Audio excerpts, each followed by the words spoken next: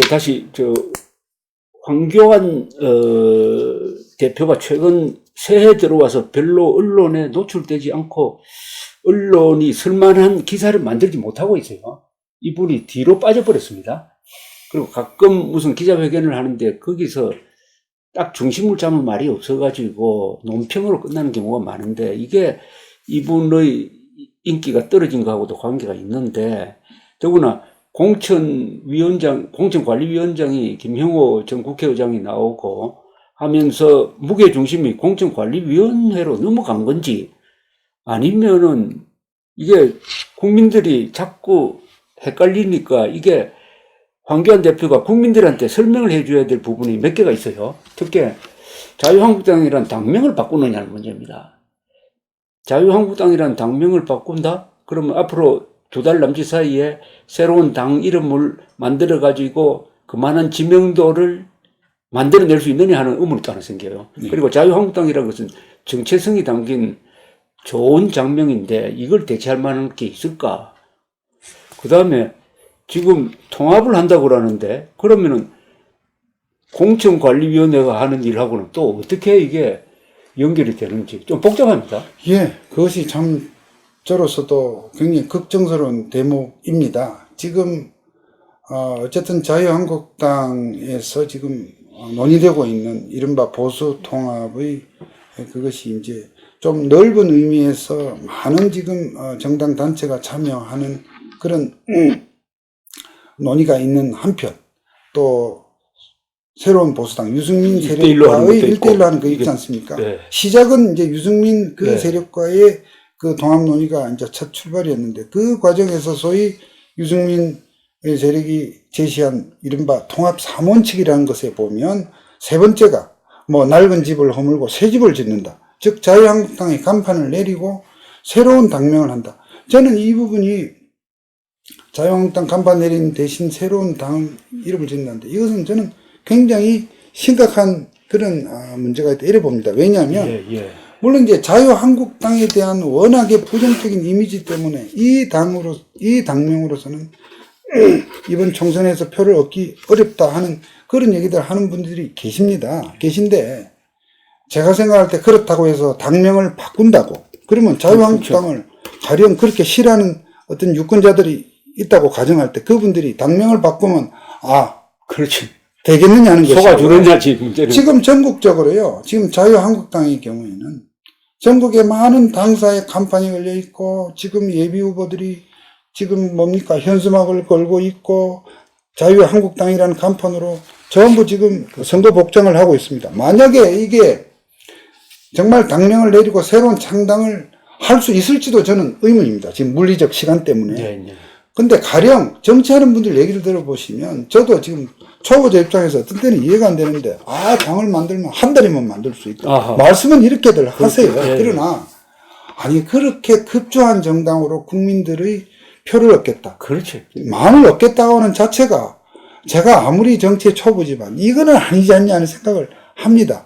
거기다가 그런 식으로 당의 여러 가지 당명을 내리고 새로운 당을 만든다고 하는 것은요, 현재 자유한국당이 가진 자산, 지금 새로운 보수당은 무슨 자산이 있습니까? 물적 자산이 뭐가 있으며, 새로운 보수당의 간판이 전국에 걸리면 얼마나 걸려 있겠습니까?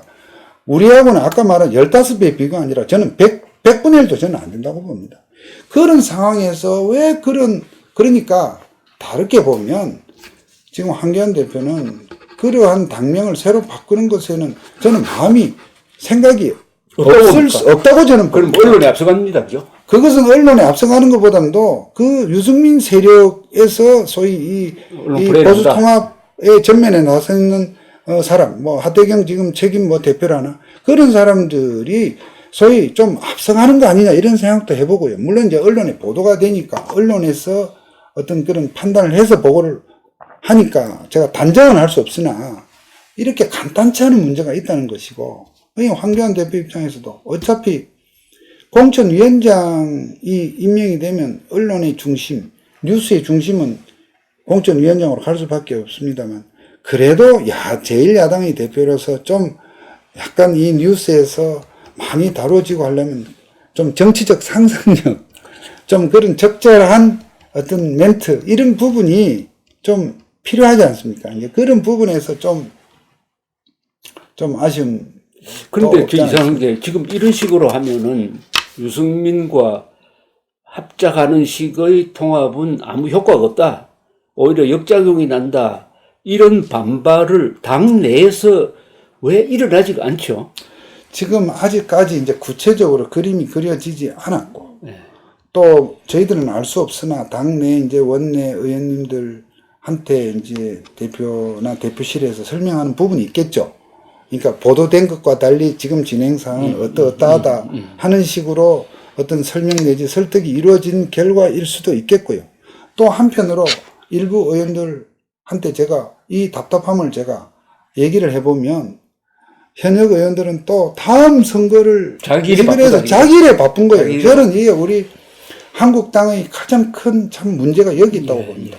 즉 중앙에서의 일 또는 중앙 정치에서의 이 중요한 국가적 어젠다보다도 자기의 당선 여부, 자기의 재공천 여부 이것밖에 관심이 없는 듯한 그런 상황들이 가끔씩 이렇게 참 우울하게 합니다. 그럼 이건 어떻습니까? 지금 도저히 통합할 수 없는 집단끼리 억지로 통합하면은 통합이 돼도 문제가 생긴단 말입니다. 예. 그러지 말고 이 선거 각 지역구별로 연대를 해가지고 단일화하는 후보를 단일화하는 방법은 없을까요? 그렇게 현실적으로 저는 그 방법이 오히려 더 가능성이 지금 현재 논의되고 있는 보수 통합에서의 최종 결말은 그 가능성이 저는 더 높다고 봅니다. 연대가. 방금 말씀드린 대로 예. 낡은 집을 뭐 허물고 즉 새 보수당이야. 전 집도 얼마 안 돼서 새 집 같지만 미안하지만 거기는 골조마 있지. 아무 인테리어도 없는 집이지 않습니까? 뭐 부술래야 부술 것도 없는 집인 반면 자유한국당, 전진당도 마찬가지지. 이현주 그렇죠. 지금 의원이 있는 전진당도 무슨 그 집에 살림 가구가 있겠습니까? 그러나 자유한국당은 그 나름대로 지금 오래된 살림살이가 다 있고 방대한 거기에 딸린 살림들이 세간들이 많지 않습니까? 자, 그런 상태에서 이것을 허문다고 하는 것이 다른 지금 참여하는 정당과는 비교가 안 되는 것이죠. 그런 점에서 저는 이것을 내리기보다 자유한국당 무슨 통합 논의에서 자유한국당이 큰 집으로서 그 빅텐트의 그 중심 역할을 하면서 오히려 뜻이 있는 사람들은 수그리고 저는 들어와야 된다. 그게 당연하죠. 입장이고 또 수그리고 여기서 수그리라고 하는 것이 완전한 뭐 어떤 투항이 아니더라도 적어도 결국 아까 우리가 말씀 나눈 탄핵과 관련해서 본인들도 적어도 어떤 그거에 대한 유감과 어떤 사과의 자세로 저는 들어가야 된다고 보는데요.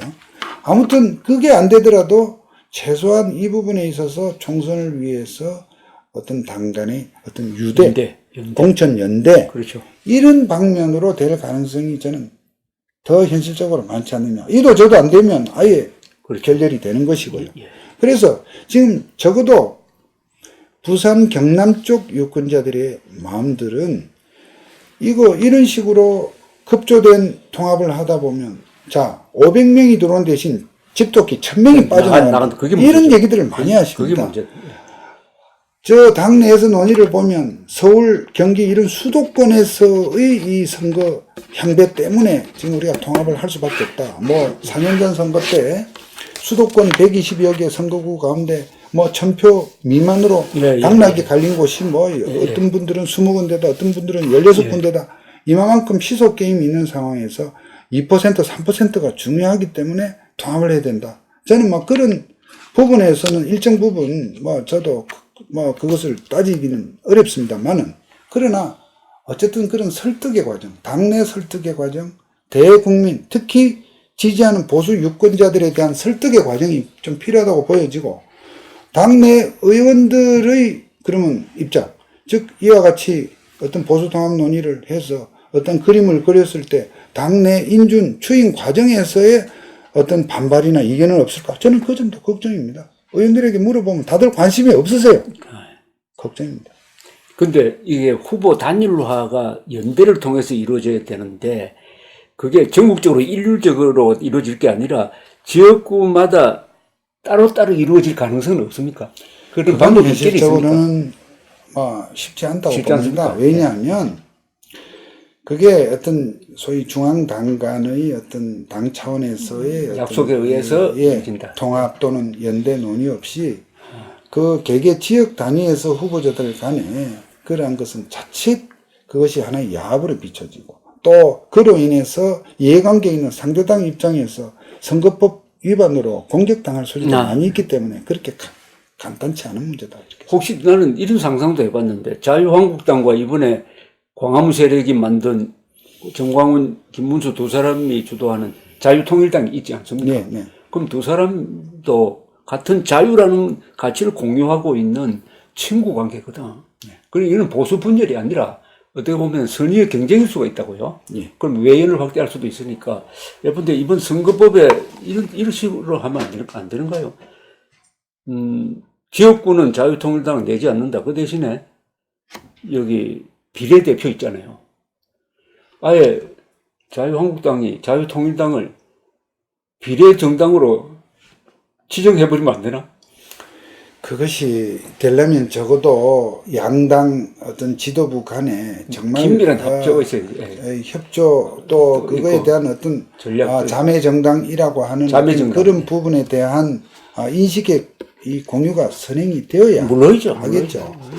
그런 어차피 지금 자유한국당도 지금 비례대표를 위한 정당을 새로 정당을 만들니까. 만든다고 했고 실제로 지금 만들어져 있지 않습니까? 다만 아직 그 그렇죠. 폭감을 지금 못 채우고 있는 상태인데 그런 점에서 어떤 하나의 지금 조 대표님이 말씀하신 그런 부분이 하나의 논의의 대상은 될 수 있다고 보는데 어쨌건 지금 남은 이 시간 동안 어쨌든 지금 지난 연말에 통과된 연동형 비례대표제 하에서 자유한국당도 사실 비례대표를 위한 정당이 필요한 것은 이미 다 우리가 그렇죠. 공감이 돼 있는 상태이기 때문에 여러 가지 방법을 우리 당 지도부에서 잘 찾으실 것이다. 자유통일당의 창당에 대해서는 어떻게 생각하십니까? 예? 자유통일당의 창당에 대해서는 어떻게 생각하십니까?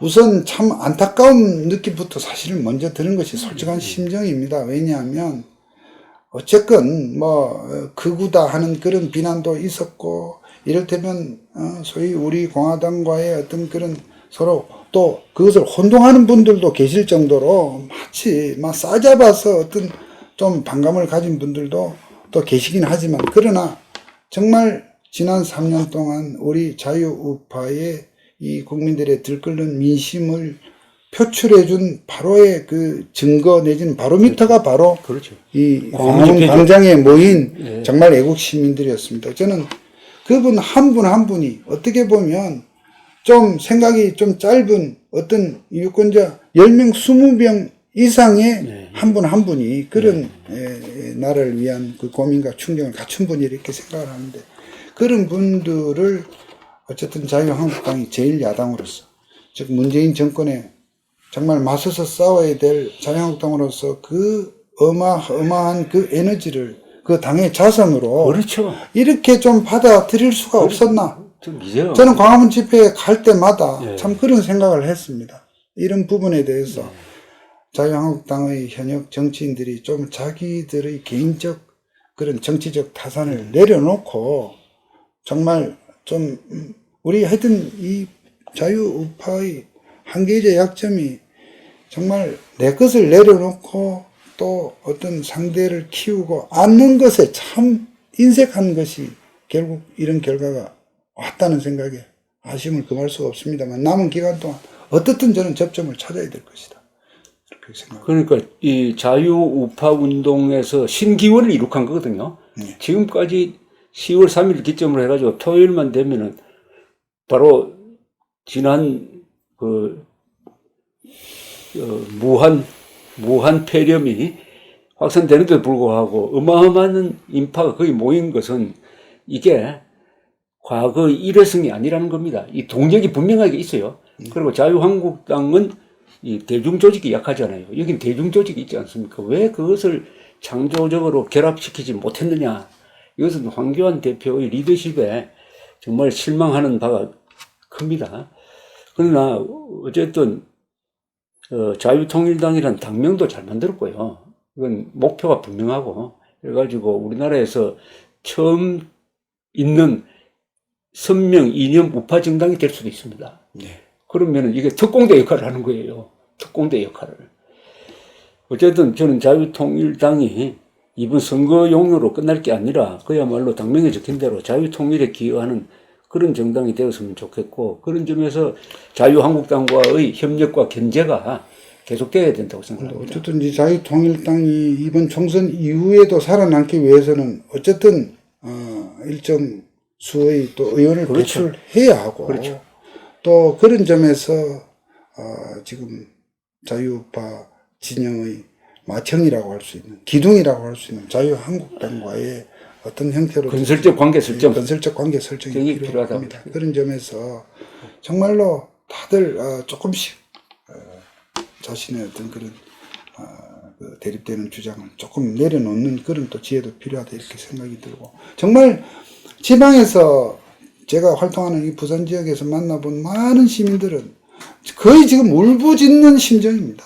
예. 울부짖는 분들, 그러니까 나이 드신 분들이 그냥 어떤 분들은 얘기하다가 스스로 막 눈가가 젖는 분도 계셔요. 예. 내가 이런 지경을 보고서 내가 참, 예. 이 잠이 오지 않는다. 지금 부산, 울산, 경상남도 합치면은 의석수가 60석 넘죠. 예, 그 정도 됩니다. 예.